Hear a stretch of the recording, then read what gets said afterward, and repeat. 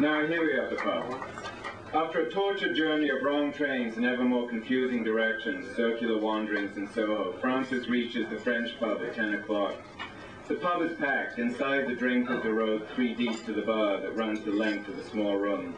The walls are lined by the framed photographs of prize fighters, their brown elephant tight as hands like begging dog paws in front of their portrait poses. Francis pushes through to the bar and finds himself squeezed between a woman in her late 40s with a tired but handsome face, anchored by the cigarette in the corner of her mouth, and a small intense man, orange on orange, red wispy hair and a bright orange face with a distracted flying mouth. He throws an arm around Francis and attacks him in a high Scottish accent. I'm born Irish, raised Scot, homosexual, Marxist, Roman Catholic poet. And what have we got here?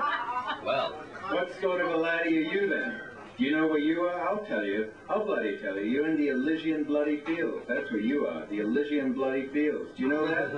The Elysian bloody fields, these are. The place where the poets are happy ever after. Aye, happy and drunk ever after. Mountains of fivers here. Buy me a drink, laddie, and I'll tell you all there is to tell about it.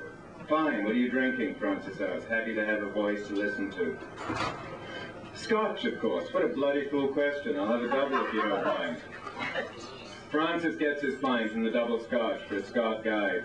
Lasciate ogni speranza voi ci entrate, he mouths to himself as he drinks deep. Smoke drifting across his face from the woman beside him.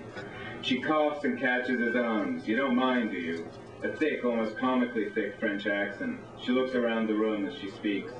You don't mind the smoke, do you? I have to smoke in here. This place is not what it used to be, you know. Full of fools and braggarts. Poetasters, my dear. Poetasters, the dregs.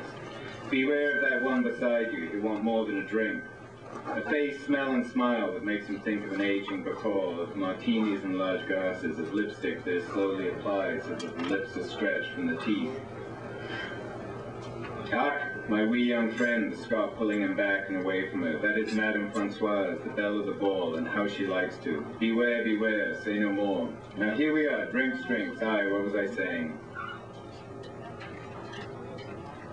The Scotch accent bombed us on. What you have here is the flower of English poet. Every poet worth his salt is here tonight. A great reading it was. You were there? Aye, I organized it myself, you know. Francis cutting out the voice as he starts to examine the crowd. Somewhere he expects to find Stella with their new man. Stella, Stellina. Stella! Viva Stella. A sweet martini, the sweeter the better, he orders. A new face appearing by the Scotsman and bowing with mock formality, a low ring of silver hair at the base of his polished skull, a bent back and a bull body, eyes flashing rapier blue, lips twisting and turning as the words of Brengand out of the corner of his downturned mouth. A sweet martini, the sweeter the better, he orders, while looking at Francis. I drink to get drunk, and you? Francis can't answer, and the Scot cuts in. Give the wee laddie a chance, George. You're a heathen bastard, Edward, a comical telephony, as Catholic and as mauve as a purpley pope. No balls and no belief.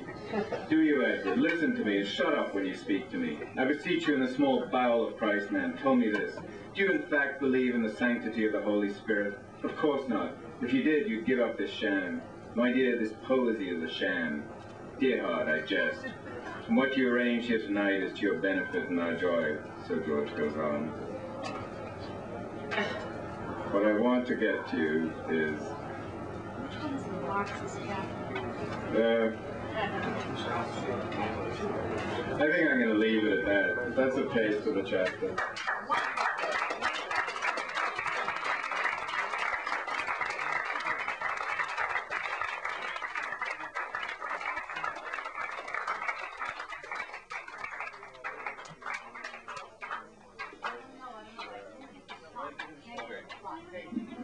Thank you. That was Sebastian Lockwood. Thank you, Sebastian. And we'll be back in 2 minutes with Carol Weston.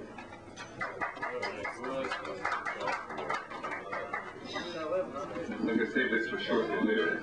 But if you look around the room, you'll see the decor has changed somewhat.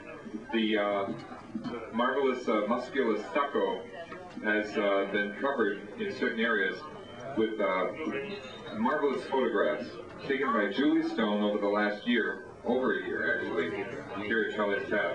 and some of our famous and not so famous friends are represented. So take a look around. And Julie Stone, please stand up. Let's take a bow. Julie Stone.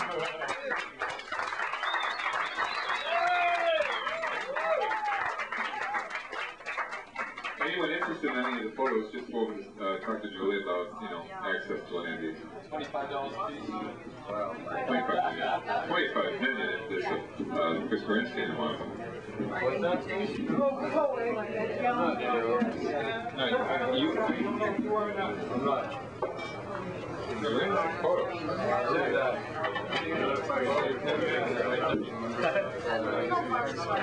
Oh, yeah? This is what I gotta go, I gotta pick up at the airport. So, Rob's like, can you call you sometime? Okay, call me later.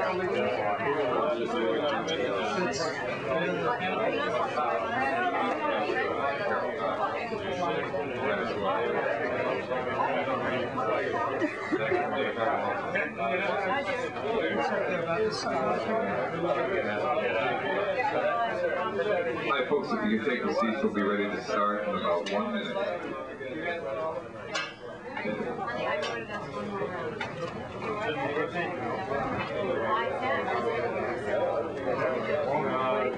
Patriotic rotten doctor. I'd rather do it after. Yeah, I'm getting ready to put it right in. So I want to see how much money you got. I bet you will.